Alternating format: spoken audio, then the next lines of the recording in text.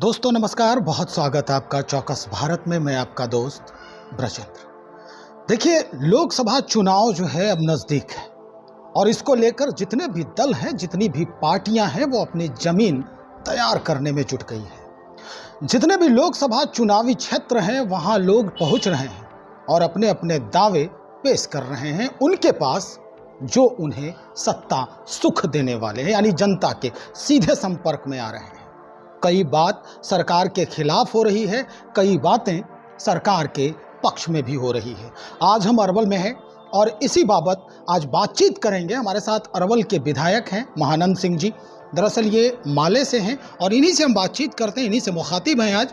Sir, क्या लग रहा है, यहाँ भी आज कई नेता पहुँचे हैं। उपेंद्र कुशवाहा जो राष्ट्रीय अध्यक्ष हैं आरएलजेडी के, वो भी आए हैं। उमेश कुशवाहा जी आए हैं जो जदयू के प्रदेश अध्यक्ष हैं। आप भी आज यही हैं इत्तेफाक से। और जो बातें जो बन रही है, जो पूरा घोल हो रहा है जनता के बीच में, वो मिक्सअप हो रहा है।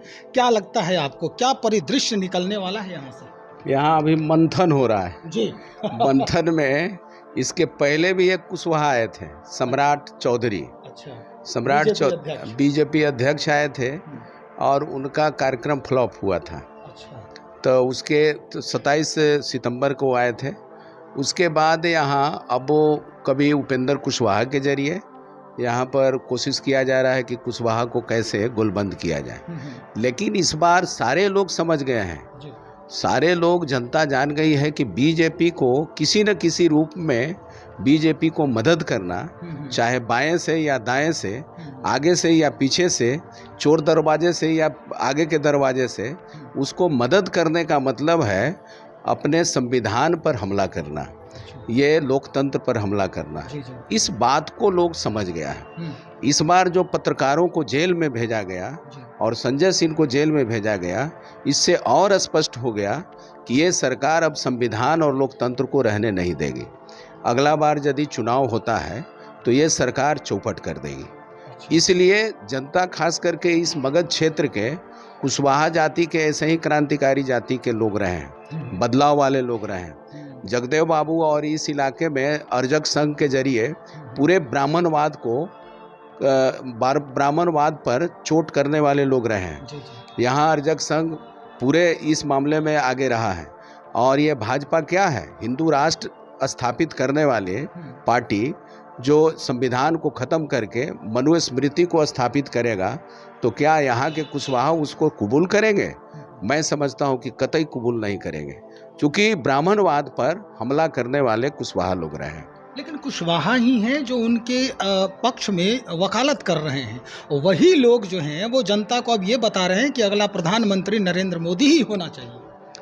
कुशवाहा मतलब कुशवाहा के कुछ एक नेता ना, ऐसा थोड़ी है कि कुशवाहा जाति के टोटल लोग हैं। अच्छा। तो उपेंद्र कुशवाहा का क्या है, सम्राट अशोक की बात करते हैं और भाजपा को वोट देने की भी बात करते हैं। सम्राट अशोक के बात करने वाले, बौद्ध धर्म के बात करने वाले लोग बौद्धिस्ट की बात करेंगे। एक तरफ बौद्धिस्ट की बात करेंगे, सम्राट अशोक की बात करेंगे, और दूसरे तरफ ये भाजपा को वोट देने की भी बात करेंगे। तो मनुस्मृति को भी जय जय और इधर सम्राट अशोक को भी जय जय, ये दोनों कैसे होगा? पुष्यमित्र शुंग को भी जय जय और उधर सम्राट अशोक को भी जय जय, ये दोनों होने वाला नहीं है। हंसत मुँह फुलावत गालू वाला हाल ये इनका है, तो ये सब चलने वाला नहीं है। जनता समझ गई है, जनता जवाब देगी। चलिए, अब आज जनता से हमारी बात हुई है। बहुत सारी ऐसी जनता है जो नाखुश है, यहाँ के जो सामाजिक सरोकार करने वाले जनप्रतिनिधि हैं उनसे भी कह रहे हैं बहुत काम ऐसे हैं जो हुए ही नहीं हैं, जो पटल पे है ही नहीं, सिर्फ कार्यालयों में कागज़ों पर ही वो शोभायमान है। तो आप भी यहाँ जनप्रतिनिधि हैं, विधायक हैं यहाँ के, क्या लगता है आपको, आप जनता को संतुष्ट कर पाए हैं इतने वर्षों में? देखिए, एक विधायक के जरिए पूरे जनता के जो समस्या है, बहुत सारी समस्या है, उन समस्याओं का समाधान नहीं हो पाया है। और स्वाभाविक है कि जनता की जो डिमांड रहा है, उन डिमांड के साथ हम लोग खड़े रहे। यहाँ बहुत सारी समस्या के समाधान के लिए विधानसभा में हम लोग सवाल उठाते रहे। हॉस्पिटल का सवाल हो, यहाँ ये नहर का सवाल हो, सड़क का सवाल हो, या अन्य तरह का किसी भी तरह का सवाल हो, स्वास्थ्य का सवाल, शिक्षा का सवाल, इसको लेकर के हम लोग इंफ्रास्ट्रक्चर के मामले में भी हम लोग सवाल उठाते रहे है भी बहुत कई जर्जर सड़क है, लेकिन केंद्र सरकार के ये जो हम लोगों के प्रति नकारात्मक रवैया है, उस वजह से बहुत भारी दिक्कत है।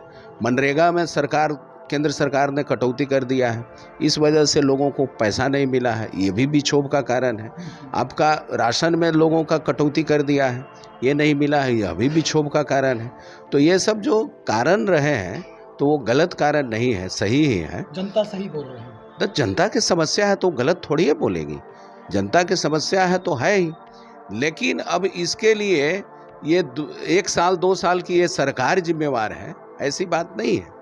आप पूरे प्रणाली को देखेंगे, इसके लिए 2 साल से हम लोग जीते हैं और 2 साल में हम लोग पूरे जादू के छड़ी नहीं है कि पूरे इसको ठीक किया जा सकता है। बहुत गांव-गांव में अभी भी दलित गांव जो है, माझी जाति का गांव है, मुसहर जाति का गांव है, वहाँ पर नली नहीं बना है, वहाँ पर पेयजल का संकट है, बहुत जगह है मामला।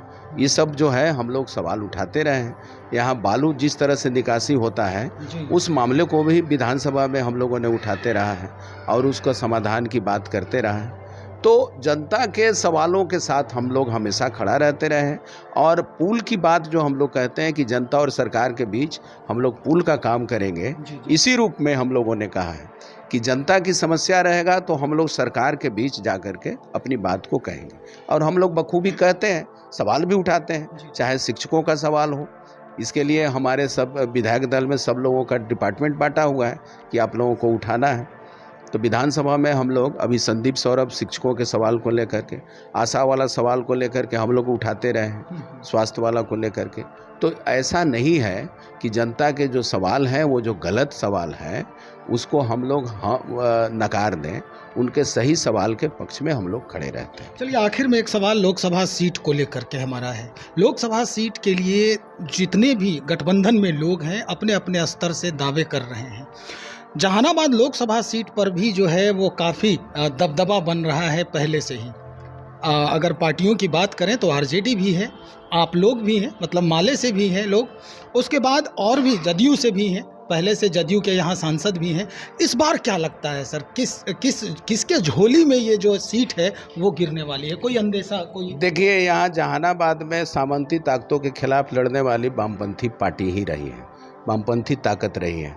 तो वामपंथ का यदि हिस्सेदारी होता है तो जहानाबाद की सीट में बेहतर दावेदारी होगी, इसमें कोई दिक्कत नहीं है।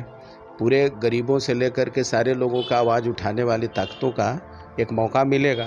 तो माले का यहाँ दावेदारी है, बाकी तो उन लोगों का दावेदारी रहते ही रहा है, लेकिन इस बार माले का भी यहाँ दावेदारी बढ़ गया। मतलब अगर वो दावेदारी से आप खुश नहीं होते हैं तब भी गठबंधन में बने रहेंगे? स्वाभाविक है, इंडिया इस बार जिताना है ना जी। अच्छा, लोकतंत्र बचाना है, संविधान बचाना है। इंडिया इस बार नहीं जीतेगा, लोकतंत्र और संविधान खतरा में रहेगा। केवल हम ऐसे ही नहीं न बोल रहे हैं, आह्वान नहीं कर रहे हैं। कुशवाहा जाति के लोगों का या और यहाँ जो लोग तोड़ने की कोशिश कर रहे हैं उन लोगों का आह्वान ऐसे ही नहीं कह रहे हैं। यहाँ कोई भी इंडिया के कैंडिडेट रहेगा उसके लिए ईमानदारी से भाकपा माले खड़ा रहेगा। चलिए सर, बहुत शुक्रिया जानकारी देने के लिए। तो हमारे साथ अरवल के विधायक महानंद सिंह जी, स्पष्ट कर दिया है उन्होंने कि जो लोग आ रहे हैं वो 2 तरह की बात करते हैं, तुम्हारी भी जय जय, हमारी भी जय जय, न तुम हारे न हम हारे। लेकिन चुनाव के समय में जब ये परिदृश्य बदलेगा और दावेदारी की बात होगी तो माले भी उसमें पीछे नहीं होगा, मांग माले की तरफ से भी होगी। देखते हैं क्या कुछ परिदृश्य बदलता है, क्या कुछ नए आयाम जो हैं वो निकल के सामने आते हैं। तब तक इंतजार करें, बने रहें हमारे साथ। बहुत शुक्रिया आपका।